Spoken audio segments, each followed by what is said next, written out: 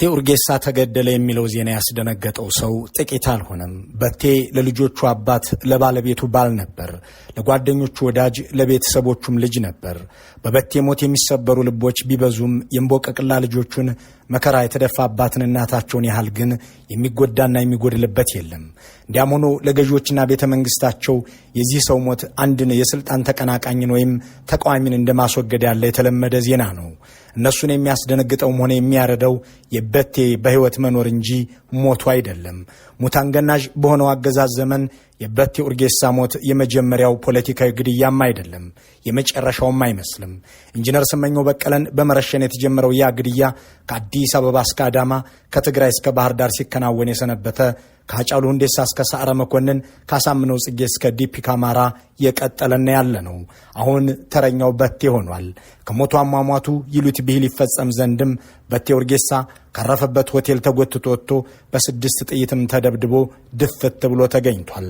ትንታጉ ፖለቲከኛ ገዢዎችን አፍንጫቸው ስር ሆኖ እስከ አፍንጫቸው በመተቸት የሚታወቀው የአቋም ሰው በዘመኑ የማይበገርና የማይደለል መሆኑንም ደጋግሞ አሳይቷል።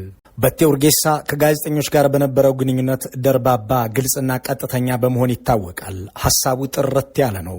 አሻሚ ቃላትን በመጠቀም ሊያምታታ የሚጥር ሰው አልነበረም። እንደ ዘመናችን ፖለቲከኞች ምን ብናገር እወደዳለሁ የሚል ጠባይ አልነበረውም።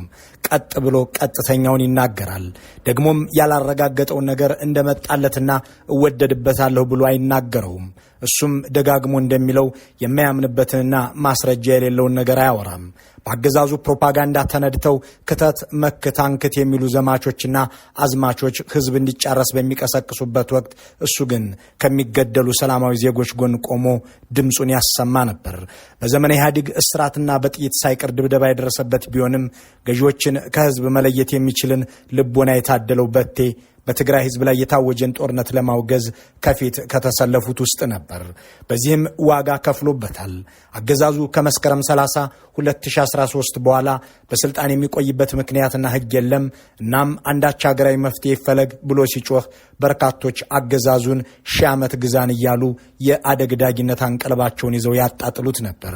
እሱ ግን የሚያስከፍለውን ዋጋና የአገዛዙን ገዳይ እርሳሶች አስቀድሞ ተረድቷልና እየሞትንም ቢሆን ሕዝቡ ይመቸው ይል ነበር። በቴ በአንዲት ኋላ ቀር አገር በአንድ ገዳይ መንግስት በቆመባት ምድር ልጆች ወልዶ ትዳርም ይዞ እንደገናም ፖለቲካ ሊሰራ የሞከረ ሲቪል ፖለቲከኛ ነበር። ጋዜጠኞች ለቃለ መጠይቅ ሲፈልጉት በተለመደ አለባበሱ ሹራብ በሸሚዝ ደርቦ ይከሰታል። እንደ አንድ ዘመናዊ ፖለቲከኛ ጥርት ያለ አቋሙን በማያወላውሉ ቃላት ተናግሮ ፖለቲካዊ ፍላጎቱን ያብራራል። ግለሰቦችን አለያም ህዝብን የሚያስቀይም የፖለቲካ ተገዳዳሪዎቹን ከፖለቲካ እይታቸው ውጭ በሆነ በግላቸው የሚያስከፋ ቃል ሲያመልጡ አይታወቅም። የአገዛዙን ባለሟሎችም ቢሆን በቃለ መጠይቅም ሆነ በግል በሚደረጉ ውይይቶች በክፉ አያነሳቸውም። ትችቱ ሁሉ ስርዓታዊ ሲሆን የሚተቸውም በስነ ስርዓት ነበር። ይህ ሰው ድንቁርናና ኋላ ቀርነት ተቧድነው መንግስት በሆኑባት ኢትዮጵያ የሲቪል ፖለቲካ ሊሰራ ህግ አለ ብሎ የተሰማራ ሰው ነበር። ፍጹም ሰላማዊ ፖለቲከኛ የነበረው ይህ ሰው በተደጋጋሚ የታሰረው ከልጆቹ መሃል እየተወሰደ እንጂ ከምሽግ እየተጎተተ አልነበረም። ደጋግመው ሲያስሩትም በእጁ ያገኙት አንዳች ጠመንጃ ሊያም ሽጉጥ አልነበረም።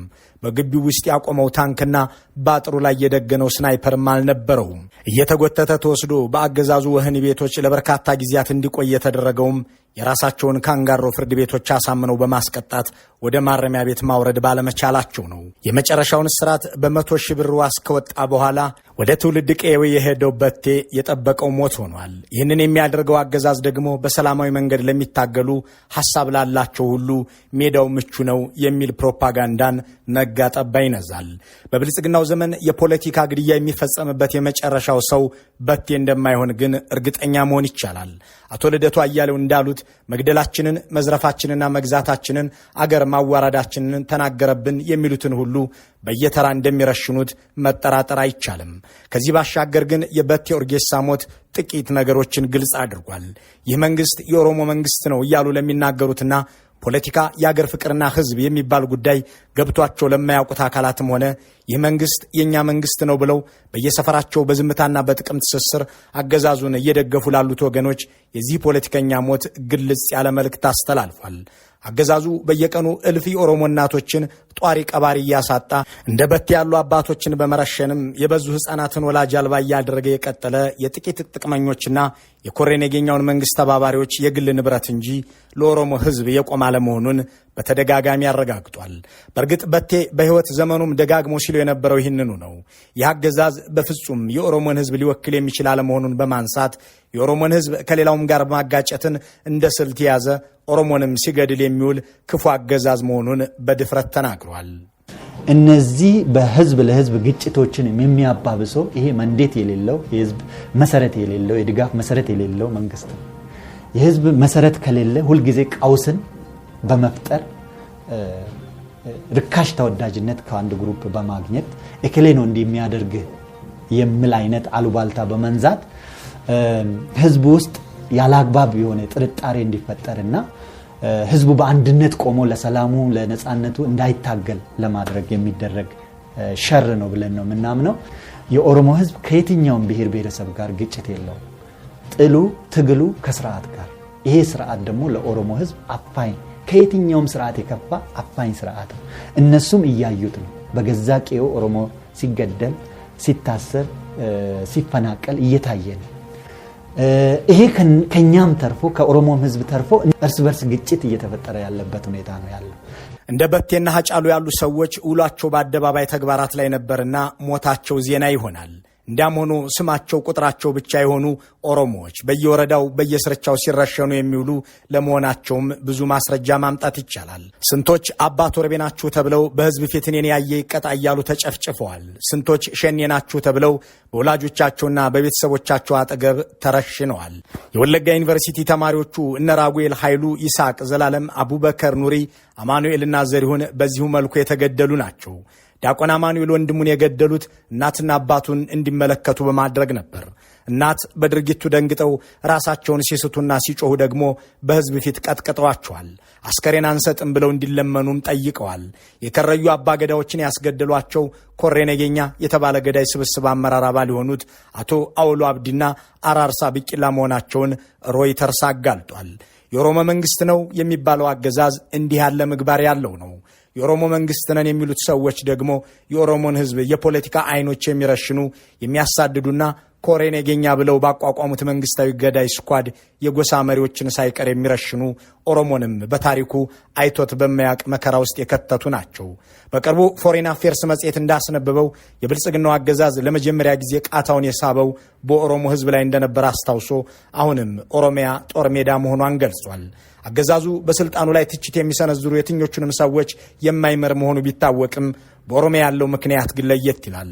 እዚህ ጋር በአንድ ወቅት ከኢትዮ ፎረም ጋር ቆይታ ያደረጉ አንድ የኦሮሞ ጉዳዮች ተንታኝ ያሉትን እንጥቀስ። ጠቅላይ ሚኒስትሩን በ2011 አጋማሽ አግኝቼ አነጋገርኩት በማለት የሚጀምሩት እኚህ ፖለቲከኛ እንዲህ ይቀጥላሉ። በኦሮሚያ ያለውን ችግር መፍታት እንደሚገባን አንስተን ስንነጋገር ኦሮሞ እኔን እንደ ጠቅላይ ሚኒስትሩ መቀበል አለበት። ከዚህ በኋላ ከኦሮሚያ በመንግስት ላይ የሚነሳ አመፅና ተቃውሞ መኖር የለበትም። የኦሮሞ የዘመናት ጥያቄ ጠቅላይ ሚኒስትር ልሁን የሚል ነበር። እሱ ተመልሷል። ህወሓት 27 ዓመት ኢትዮጵያውያንን የገዛው ትግራይ ውስጥ ተቃዋሚ እንዳይኖር አድርጎ ነው። አማራ ከ100 ዓመት በላይ የገዛው በክልሉ ያለውን ሽፍታ አጥፍቶ ነው። ስለዚህ ትኩረታችን መሆን ያለበት ሰሜን እንጂ ኦሮሚያ ሊሆን አይገባም አሉኝ ይላል። ይህ ከዚህ ኦሮሞ ፖለቲከኛ ጉዳዮች ተንታኝ ንግግር ቃል በቃል የተወሰደ የጠቅላይ ሚኒስትሩ ቃል ነው። በእርግጥ ይህንን ጠቅላይ ሚኒስትሩ ራሳቸው ትንሽ አለስልሰውት በፓርላማ ፊት ሲናገሩት ተደምጠዋል። በእኔ ጠቅላይ ሚኒስትርነት የሚቀኑ ኦሮሞዎች አሉ በማለት ለኦሮሞ ህዝብ ብዬ በታገልኩባቸው 30 ዓመታት ውስጥ የኦሮሞነት ጥያቄ ሳይነሳ ቆይቶ አሁን ጠቅላይ ሚኒስትር ሲሆን ኦሮሞ አይደለም ማለት ምንድነው? እኔ ካልሆንኩ ሌላ ሰው ኦሮሞ አይደለም የሚል ነው። የኦሮሞን ህዝብ ድል ወደ ኋላ እንመልሳለን እንጂ ምናስገኘው ጥቅም የለም። ኦሮሞን አሳምኖ በምርጫ መምጣት መድረኩ ክፍት ሆኖ ያለ በቅናት መቃጠልና በቅናት መንፈስ መስከር ጥሩ አይደለም። ብዙ ሰዎች መጀመሪያ ኦሮሞ ጠቅላይ ሚኒስትር መሆን ይችላል ወይ አይችል ነበር ጥያቄው። መሆን ሲቻል ከተቻለማ እኔ ያለው እንዴት እሱ የሚል በሽታ ጥሩ አይመስለኝም።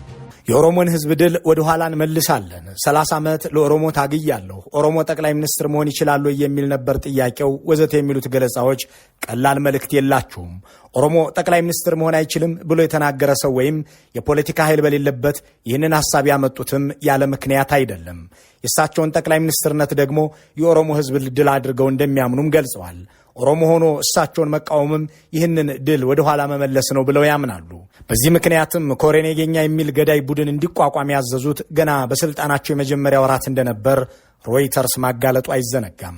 ብልጽግናን የሚቃወም አንድ ኦሮሞ ቢገኝ አሊያም በምርጫም ቢሆን ስልጣን ለማስለቀቅ የሚሰራ የትኛውም የኦሮሞ ልጅ በሰይፍ አንገቱን እንደሚቀላ ደግሞ ለራሳቸው የቀድሞ ጓዶች ቢሮአቸው ጠርተው ግልጽ አድርገዋል። የቀድሞ የእሳቸው ፓርቲ ከፍተኛ አመራር አባልና በግድያ ዛቻቸው ደንግጠው አገር ጥለው የሄዱት ሚልኬሳ ሚዴጋ ለዚህ እማኝ ናቸው። ኦዲፒዲ ቡዳ ወልገይ አዳማት ዋመኒ ኦህዴድን ለማፍረስ ዓላማ ባደረገው የአዳማው ስብሰባ አባላቱ የተጠራ ነው ውይይት አለ ተብለን ነበር። ነገር ግን ጉዳዩ ሌላ ስብሰባ ሳይሆን ኦህዴድን ለማፍረስ ነበር። አንድን ተቋም ለማፍረስም ሆነ ለመገንባት ስብሰባ ሳይሆን ጉባኤ ነበር መካሄድ የነበረበት። እኔም ኦህዴድን ለማፍረስ አይደለም የመጣሁት ብዬ ስብሰባውን አቋርጬ ወጣው። ህዳር 9 2012 ዓ.ም በጠዋቱ በጠቅላይ ሚኒስትር ጽሕፈት ቤት በአስቸኳይ እንደምፈለግ ተነግሮኝ ሄድኩ። አብይም ለምን እንደተፈለግ ታውቃለህ ወይ በማለት ጠየቀኝ። እኔም እንደማላውቅ ነገርኩት። እሱም ለምን የትናንቱን ስብሰባ ረግጠ ወጣ ሲለኝ የምመሰርተውን ሳላውቅ የማውቀውን አላፈርስም አልኩት። ንግግራችን 2 ሰዓት ከቆየ በኋላ አብይ እንዲህ አለኝ። ሚልኬሳ ከውስጥ ሆናችሁ እኔ ላይ ማሴር አትችሉም። ዓላማዬ ወይንም ራዕይ ፊት የሚቆም ሁሉ በመንግስቱም ይሁን ከውጭ መንገድ ለመዝጋት መሳሪያ ይዛችሁ በረሃ ለመውረድ ብትሞክሩ ወይንም በምርጫም ቢሆን እኔን ለማስወገድ የሚያስብ ካለ በመሳሪያ ወይንም በሽጉጥ ሳይሆን በቢላዋ ቆራርጬ ነው የምጥላችሁ።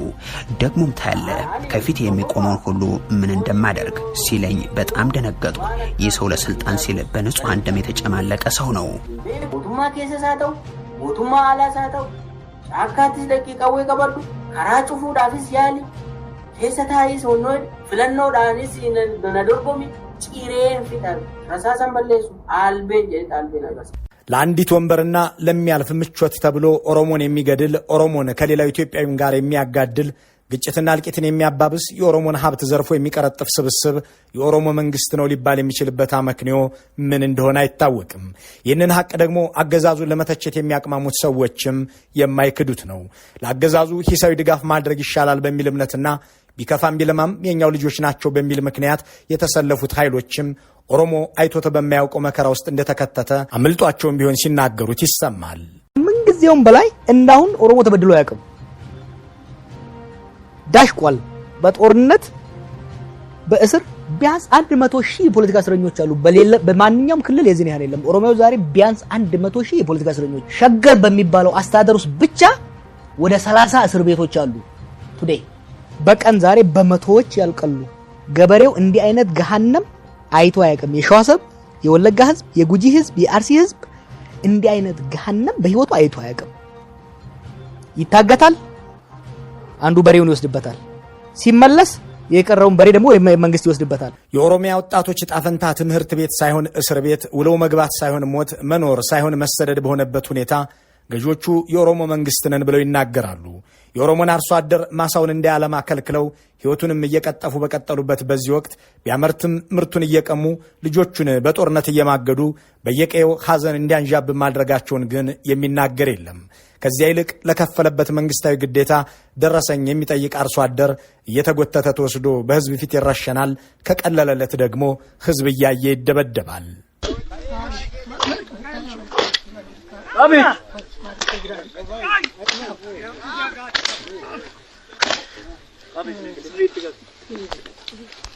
አርሶ አደሩንም ወዛደሩንም የሚገድሉት የሚያስሩትና የሚያደህዩት ገዢዎች የኦሮሞ መንግስት ነን ብለው ለመናገር ግን አያቅማሙም። ሰዎቹ የያዙት ስልጣን ለኦሮሞ ህዝብ ምኑ ነው የሚል ጥያቄ የቀረበለት አንድ የኦሮሞ ጉዳዮች ተንታኝ ለኢትዮ ፎረም ሲያብራራ የብልጽግና ገዢዎች የክልሉን ህዝብ መግደልና ማስራብ ብቻ ሳይሆን ፖለቲካዊ ህብረቱንም በመበተን ስትራቴጂካዊ ጉዳት እያደረሱበት ነው ይላል።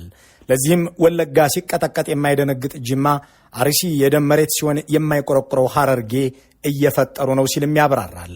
በእርግጥ የዚህን ባለሙያ አስተያየት ጠቅላይ ሚኒስትሩም ይጋሩታል። በኦሮሞ የፖለቲካ ኃይሎች መካከል ብቻ ሳይሆን በኦሮሞ ሕዝብ መካከልም ልዩነትና መከፋፈል እንዲበዛ ተግተው ሰርተዋል። ባሌ ሲሄዱ በአፋን ባሌ ያናገርኳችሁ እኔ ይህንን ስልጣን የያዝሁት የኦሮሞን ጥቅም ለማስከበር ነው፣ ጠላቶቻችንን እንዳይወጡም እንዳይገቡም ካለኛም እንዳይንቀሳቀሱ አድርጊያቸዋለሁ ይሉና ጅማ ሲሄዱ ደግሞ ወለጋ ሄጄ በሞት ዝም እንዳትሉ ሲሉ ይደመጣሉ። ከወለጋ ተነስተው ወደ አዲስ አበባ የሚመጡ ዜጎች ወደ ከተማው እንዳይገቡ ይደረጋሉ። ቡራዩ ወይም ሰበታ የወለጋን ልጅ አከራይቶ ማስቀመጥ ያልተጻፈ ክልከላ ሆኗል። እንዲህ ያሉ ከፋፋይ አንደበቶችና ተግባራት ግድያን ሲያሰሉ የሚያድሩም ጭንቅላቶች እንኳን አንድን የሆነን ማህበረሰብ ወላጆቻቸውንና ልጆቻቸውንም የሚወክሉ ላለመሆናቸው በቴ ኡርጌሳ ምስክር ነው። በእርግጥም በቴ በሚያምንበት መንገድ ታግሎ ላመነበትም ቆሞ ለአገዛዙ ጉርሻ ሳይሆን ለሕዝብ መብትም ታግሎ ልጆቹን የሚያኮራ ተግባር ፈጽሞ አሳይቷቸው አልፏል። የሚሸማቀቁት የእነዚህ ገዳይ ሰዎች ልጆች እንጂ የበቴ ኡርጌሳ የአብራክ ክፋዮች አይደሉም። ነገ አባትና እናታቸው በሕዝብና አገር ላይ በፈጸሙት ግፍ ምክንያት ሲያፍሩና ሲሸማቀቁ የሚኖሩት የገዳይ ልጆች እንጂ የበቴ ኡርጌሳ ልጆች አይደሉም። ለበቴ ኡርጌሳ ቤተሰብና ወዳጆች መጽናናትን በመመኘት ዝግጅታችንን በዚሁ እናጠናቅቃለን።